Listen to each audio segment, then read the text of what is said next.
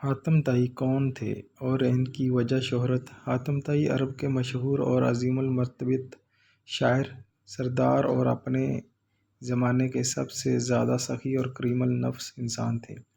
ان کا تعلق قبیلے طے سے تھا جو عرب کے بڑے اور معزز قبائل میں شمار ہوتا تھا۔ ان کا اصل نام حاتم بن عبداللہ بن سعد الطائی تھا اور ان کی پیدائش 6 صدی عیسوی میں ہوئی۔ خاندان اور ابتدائی حالات: حاتم طائی قبیلہ طے کے سردار تھے اور انہیں بچپن ہی سے سخاوت اور مہمان نوازی کی تعلیم ملی۔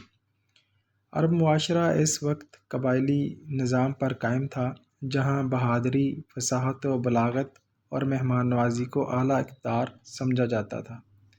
حاتم طائی نے اپنی زندگی انہی اقدار کے مطابق گزاری: سخاوت اور فیاضی: حاتم طائی کی سب سے بڑی وجہ شہرت ان کی سخاوت اور فیاضی تھی۔ وہ کسی ضرورت مند کو خالی ہاتھ واپس نہیں کرتے تھے۔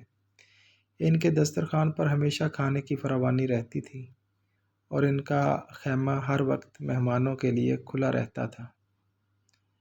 عرب کے لوگ اکثر کہتے تھے کہ اگر زمین پر سخاوت مجسم ہو کر چلنے لگے تو وہ حاتم طائی کی صورت میں نظر آئے گی۔ مشہور واقعات: کہا جاتا ہے کہ ایک مرتبہ دشمن قبیلے نے ان پر حملہ کیا۔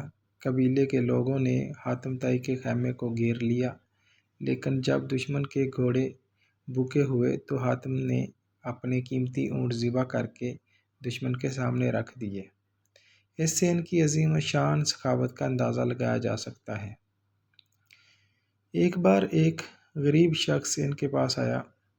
حاتم طائی کے پاس دینے کے لیے کچھ نہ تھا۔ انہوں نے اپنا قیمتی گھوڑا اس فقیر کو دے دیا، حالانکہ وہ گھوڑا ان کے لیے قیمتی سرمایہ تھا۔ شاعری اور ادب: حاتم طائی شاعر بھی تھے۔ ان کے اشعار میں اخلاقی قدریں، سخاوت اور انسانی خدمت کا درس ملتا ہے۔ ان کی شاعری عربی ادب میں ایک بلند مقام رکھتی ہے۔ اسلام سے تعلق: حاتم طائی اسلام کے ظہور سے قبل دنیا سے رخصت ہو گئے تھے، تاہم ان کے اخلاقی اوصاف کی وجہ سے اسلام میں بھی ان کا ذکر خیر کے ساتھ آتا ہے۔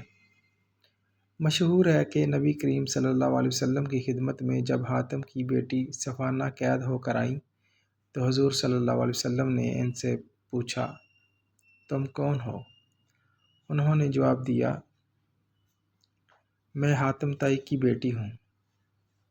یہ سن کر حضور اکرم صلی اللہ علیہ وسلم نے فوراً فرمایا، جاؤ تم آزاد ہو، کیونکہ تم ایک ایسے شخص کی بیٹی ہو جو سخاوت اور نیکی میں مشہور تھا۔